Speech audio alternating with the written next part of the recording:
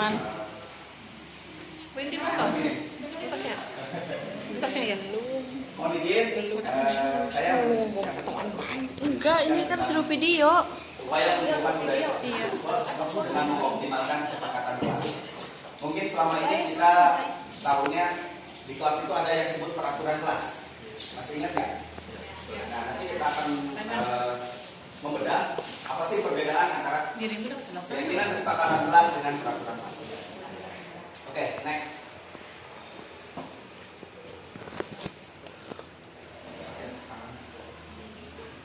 Salam bahagia. Ini yang selalu disampaikan, selalu dituangkan oleh para calon guru penggerak, oleh para fasilitator dan para pendamping semuanya. Assalamualaikum warahmatullahi wabarakatuh. Namo Buddhaya, damai sejahtera, Om Swastiastu, salam kebajikan. Bapak Ibu,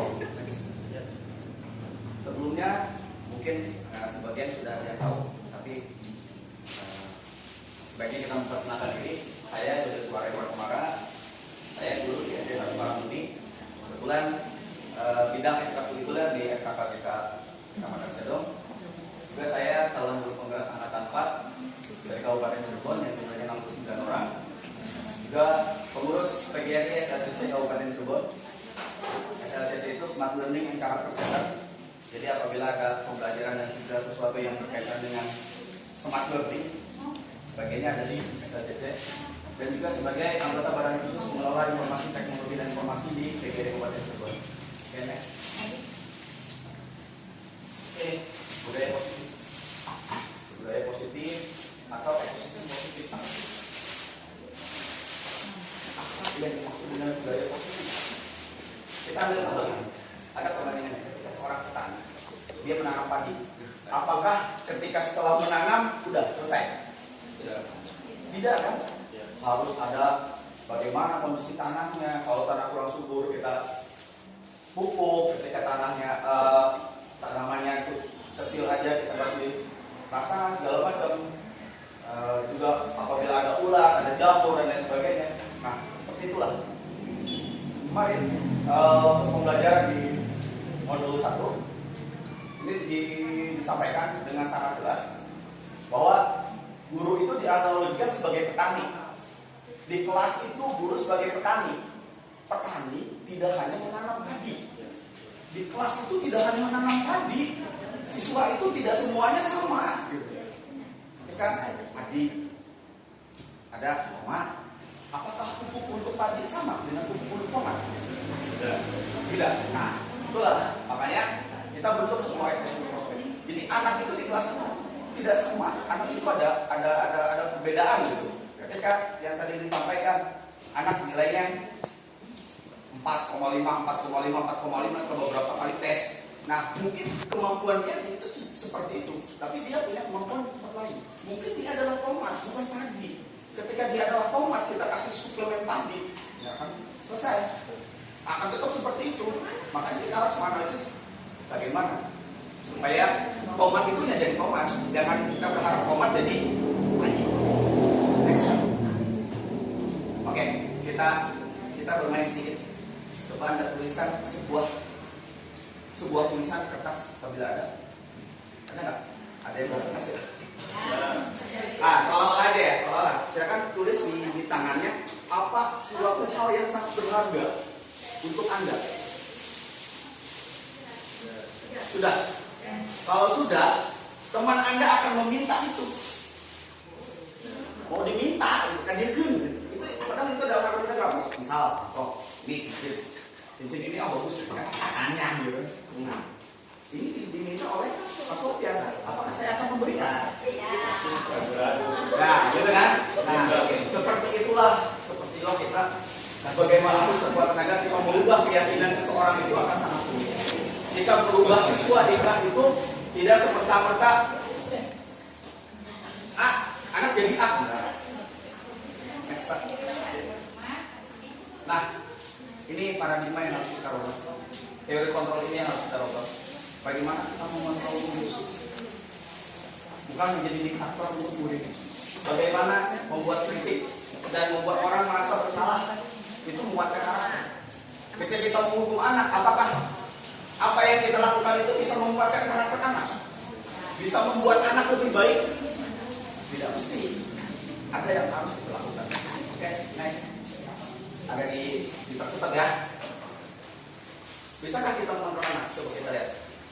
Stimulus respon. Kita mencoba membawa orang agar berpandangan sama dengan kita. Bisa nggak? Misalkan saya dalam grup penggerak, saya ngajak nih, Pak Dadang, ayo ikut grup penggerak. Bisa nggak merubah paradigma bahwa Pak Dadang mau ikut grup penggerak? Belum tentu kan? Untuk yang lain mungkin, oh iya bisa. Tapi ketika seseorang, saya mau buat apa grup penggerak? Saya udah tua, masa pensiun saya hanya tinggal beberapa tahun lagi. Buat apa? Nah itu bagaimana kita merubah itu? Kita nggak akan bisa. Kita merubah kontrol seorang, merubah respon seorang, kita nggak bisa. Ada tes bang, kita bisa mengontrol orang lain. Yakin Anda bisa mengontrol orang lain? Pak Dadang, saya udah daftar ini grup penggerak. Pak Dadang tidak ikut. Bisa nggak Pak Dadang mengikuti? Kalau tidak ada niatan dari hati, kita akan bisa. Oke, next. Nah, mungkin selama ini kita selalu mendengar kata disiplin. Apa sih disiplin itu sebenarnya? Inilah artinya disiplin yang sebenarnya. Artinya belajar. Pada awalnya disiplin itu adalah belajar. Ini di kelasnya Socrates dan Plato. Bahwa disiplin itu adalah belajar. Lalu digali lagi, dia melihat disiplin itu membuat orang melihat potensi menjadi tujuan. Nah, dalam budaya kita disiplin itu sudah berubah lagi arahnya.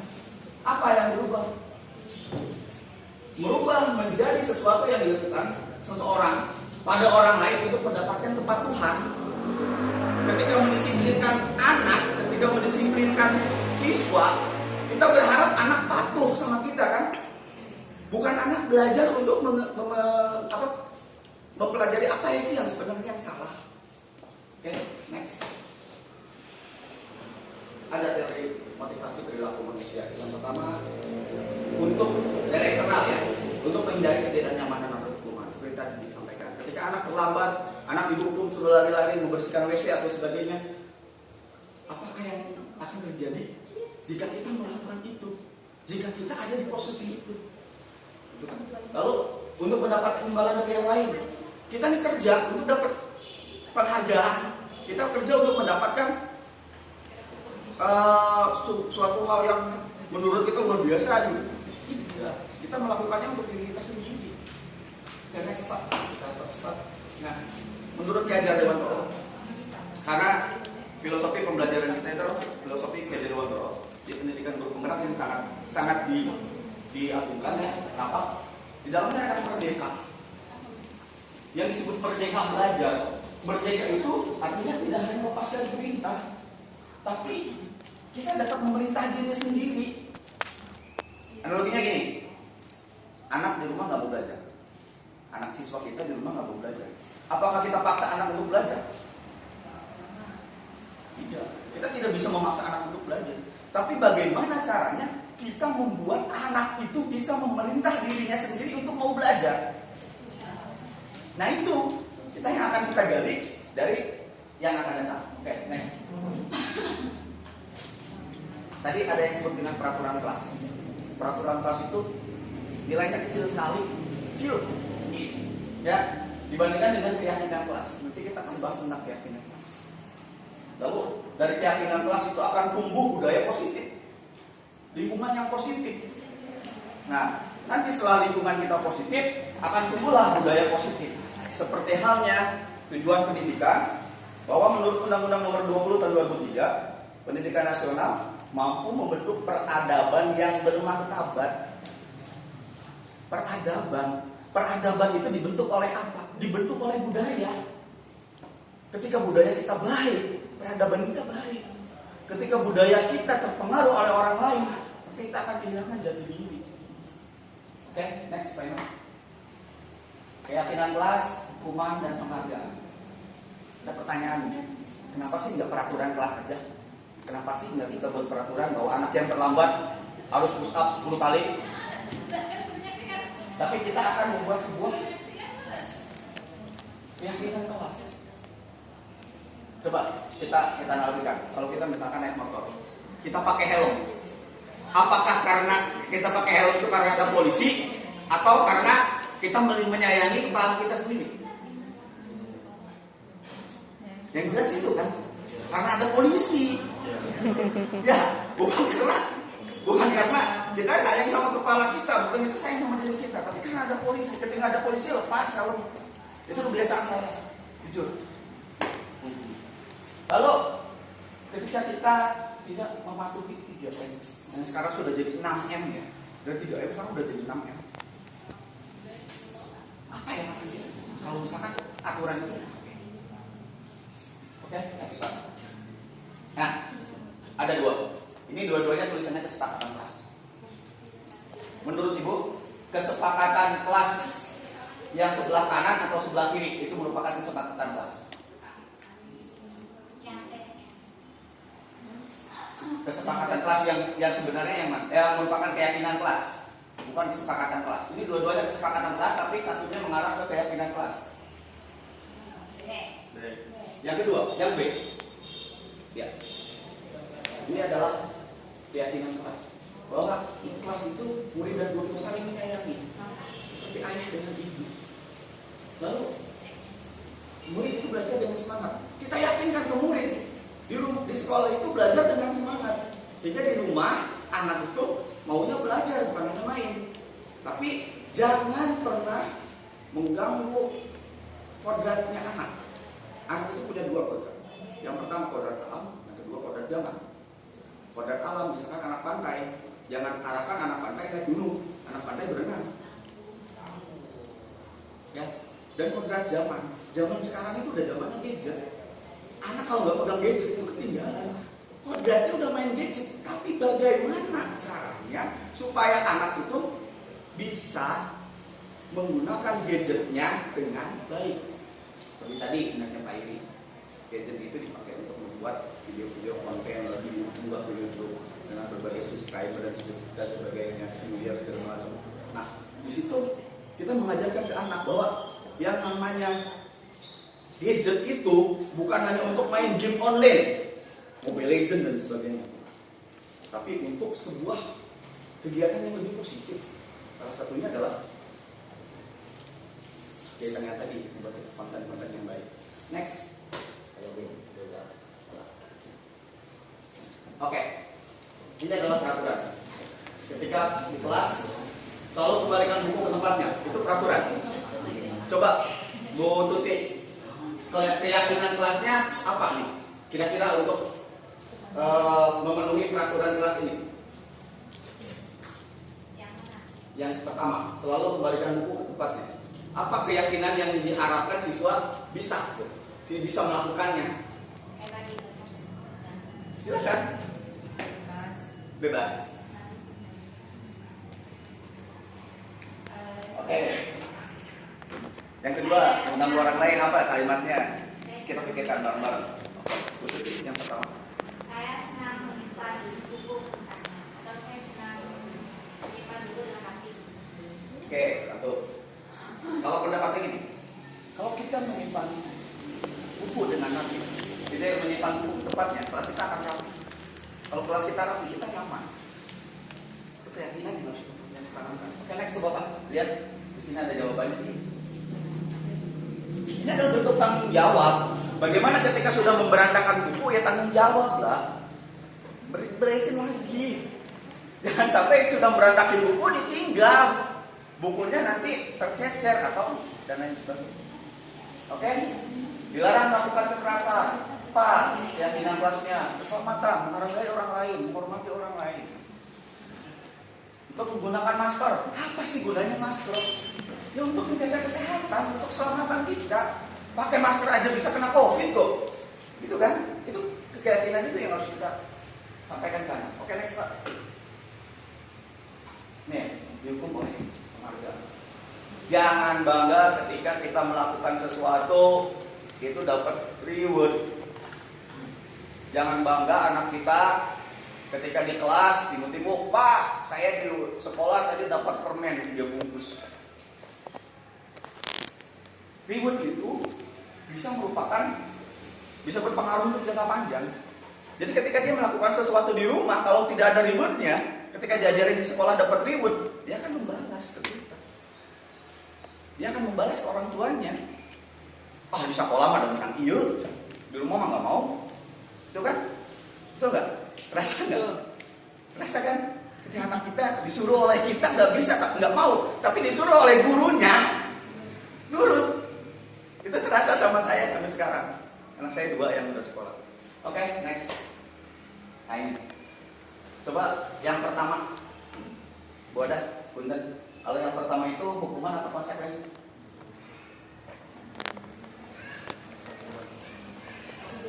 Hukuman. Yang kedua, Bu Ida. Lari mengelilingi lapangan basket. Itu hukuman atau konsekuensi? Hukuman atau konsekuensi itu? Hukuman. Oke, next. Diminta untuk pesan 15 kali tidak menggunakan masker. Hukuman atau konsekuensi? Konsekuensi. Ada yang bilang hukuman, konsekuensi. Mengganti kertas teman yang dicoret-coret. Hukuman atau konsekuensi? Konsekuensi. Oke, next. Membersihkan tumpahan air di meja tulis saat belajar. Hukuman atau konsekuensi? Konsekuensi. Nah, kita lihat. Next, Pak. Ini jawabannya. Salah. Ketika anak disuruh lari di lapangan basket 10 menit tanya berapa, itu konsekuensi pemanasan sebelum pelajaran. Tapi anak ketika lari di lapangan basket karena terlambat hadir, itu adalah kita bisa membedakan 2 hal. Anak lari di lapangan itu bukan karena hukuman saja, tapi karena konsekuensi. Oke, next. Nah, inilah perbedaannya. Hukuman itu sesuatu yang menyakitkan. Sementara konsekuensi ya sesuatu yang harus terjadi. Ketika kita menumpahkan air di meja, ya konsekuensinya kita harus membersihkannya, gitu kan? Betul nggak? Kalau nggak di kelas kita kotor, kita nggak nyaman di kelas, karena banyak sampah. Misalnya. Ketika mendorong anak menyakiti dirinya sendiri, apakah konsekuensinya mendorong anak agar mudah menyesuaikan diri? Bukan untuk menyakiti dirinya, tapi untuk menyesuaikan diri. Ya, oke, next lagi. Nah, ini barangkali Bapak Ibu belum memahami. Ini adalah kebutuhan dasar manusia. Anak tuh butuh ini. Sudahkah kita memberikan apa yang mereka butuhkan? Survival, cinta kasih. Apa di kelas anak kita sudah mendapatkan cinta kasih dari seorang ayahnya di kelas, ibunya di kelas? Anak itu berhak loh. Anak berhak dapat cinta kasih. Anak berhak dapat kesenangan. Anak di kelas jangan dimarahin terus. Tapi kita mengarahkan anak supaya tidak melakukan manfaatnya lagi. Anak butuh bebas. Anak masih usia sekolah dasar itu masih memerlukan kebebasan. Mereka mau belajar mau enggak itu tergantung dari dirinya, keyakinan dirinya. Kalau dia mau pintar ya belajar. Oke, next. Nah, coba kasus pertama kebutuhannya apa? Ibu guru bilang aku tidak boleh bersenandung sewaktu mengerjakan tugas. Katanya kelas harus tenang, tidak ada suara. Padahal kan aku suka dan senang menyanyi. Kebutuhan anak apa? Yang tadi kesenangan, cinta kasih. Nah, di kasus satu ini anak yang dibutuhkan apa? Coba memang di back. Nah, dari sini yang kasus pertama itu apa yang anak mau? Ketika anak bersiul, ketika anak bersenandung di kelas, padahal dia suka bersenandung. Kesenangan. Dia senang bersenandung gitu. Tapi kata ibu gurunya nggak boleh nyanyi di kelas harus hening. Apa sebenarnya kebutuhan anak di sini? Kebebasan kah? Cinta kasih kah? Kesenangan kah? Atau kemuasan? Kesenangan. Anak butuh kesenangan. Ya kan? Anak senangnya nyanyi. Siapa tahu dia jadi next Indonesian Idol atau bisa jadi penyanyi di masa depannya. Kenapa kita larang anak menyanyi di kelas? Oke, next, Pak Iman. 2 kali. Nah, ini 5 posisi kontrol guru. Kira-kira kita ada di mana nih? Apakah guru sebagai penghukum, guru pembuat rasa bersalah, guru sebagai teman, sebagai pemantau atau manajer? Coba kalau pengukur ya, ketika murid berkata biarkan saja, nanti juga marah-marah lagi. Kalau misalkan di kelas anak bicara ketika melakukan salah, maafkan saya, berarti kita sebagai penghukum, pembuat rasa bersalah. Kalau sebagai teman, anak di kelas tiba-tiba ngomong, saya pikir bapak teman saya, kok bapak kayak gitu, kok ibu kayak gitu sih, ibu kan teman saya, kenapa ibu membela saya? Nah itu kita berposisi sebagai teman, sebagai pemantau. Akan bertanya ke dirinya jika ada sesuatu, berapa banyak sih bintang yang harus kita dapat ketika kita mengikuti pelajaran Bapak? Berapa banyak supaya saya dapat nilai 10, bintangnya harus dapat berapa? Ketika saya harus dapat nilai 100, saya harus berapa bintang yang saya kumpulkan? Oke, next Pak. Next. Nah, coba kita flashback di kelas. Kata-kata, tidak ada suara, bangga dulu. Ketika kita berkata-kata biasa, anak akan mendengarkannya 10%. Dengan ada suara, nada tinggi, anak akan mematuhinya 35%. Ketika kita dengan bahasa tubuh 55%. Oke, next slide. Next. Nah, ini restitusi apa sih? Sudah ada yang dengar restitusi? Mungkin yang PPG kemarin ada restitusi. Apa sih restitusi itu? Restitusi adalah proses menciptakan kondisi bagi murid yang untuk memperbaiki kesalahannya, sehingga mereka bisa kembali ke kelompoknya dengan karakter yang lebih kuat. Ketika anak dihukum masuk kelas capek, ketika anak dihukum masuk kelas dia diledek sama temannya, jadi dia malah tidak bisa kembali ke kelompoknya. Oke, next. Ini 9 ciri restitusi. Bukan untuk menebus kesalahan, tapi belajar dari kesalahan. Untuk memperbaiki hubungan, tawaran, bukan paksaan. Ketika anak ditawari untuk A, kita tidak memaksa anak untuk A, tapi kita menawarkan, gimana nih kalau kita A. Next. Ini ketika kita menanyakan keyakinan, nilai apa yang kita sepakati, kamu ingin jadi apa? Oke, next. Bentar lagi. Next. 5 menit lagi, 1 menit lagi. Oke, next. Intervensi 30 detik. Nanti ini akan saya bagikan kira-kira apa jawaban dari para itu. Ya, next. Nanti juga ini saya akan pertanyakan ke teman-teman apa sih yang udah dapatkan dari pertemuan kita yang hanya 10 menit ini. Karena selesai. Terima kasih teman-teman. Mudah-mudahan ilmu yang baru didapatkan itu belum sempurna, ya. Karena kalau mau sempurna ya, mari kita ikuti pendidikan modul berat. Nanti ini ada di modul 4 oleh instruktur yang hebat kita. Terima kasih. Assalamualaikum warahmatullahi wabarakatuh. Waalaikumsalam warahmatullahi wabarakatuh.